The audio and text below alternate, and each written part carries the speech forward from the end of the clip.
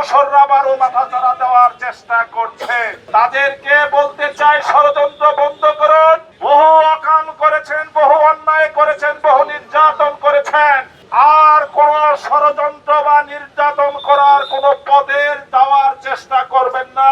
তারা এই সরকারকে নানাভাবে বিব্রত করার জন্য, সরকারকে বিপাকে ফেলানোর জন্য বিভিন্ন ষড়যন্ত্র করে যাচ্ছে। সেই ষড়যন্ত্রই আমরা বরিশালে লক্ষ্য করেছি। নিষিদ্ধ ঘোষিত সংগঠনের নেতাকে আত্মসমর্পণ করার সাথে সাথে জামিন দিয়ে দেওয়া হলো।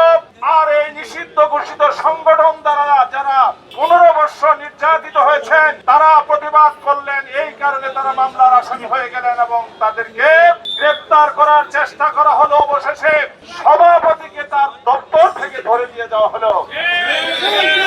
এইটা উচ্চ আদালতের সিদ্ধান্ত আছে। আইনজীবীদের চেম্বার পার্ট অফ কোর্ট। আইনজীবীর চেম্বার থেকে কোনো আসামিকে ধরা যাবে না। এটা যেমন একদিকে উচ্চ আদালতের জাজমেন্ট আছে, অপরদিকে এটা আমাদের বাংলাদেশের দীর্ঘদিন যাবৎ কাস্টম, কিন্তু সকল কাস্টম ভঙ্গ করে বরিশালের সভাপতিকে গ্রেফতার করা হয়েছে অবিলম্বে তার মুক্তি দাবি করে।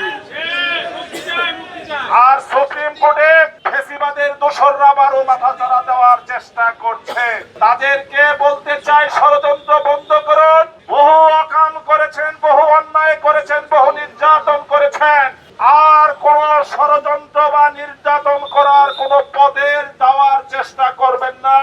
যদি কোন রকম বিশৃঙ্খলা করার চেষ্টা করেন, সাধারণ আইনজীবীদেরকে সাথে নিয়ে আপনাদেরকে আমরা প্রতিরোধ করবো এবং প্রতিবাদ আমরা জানাবো ইনশাল্লাহ।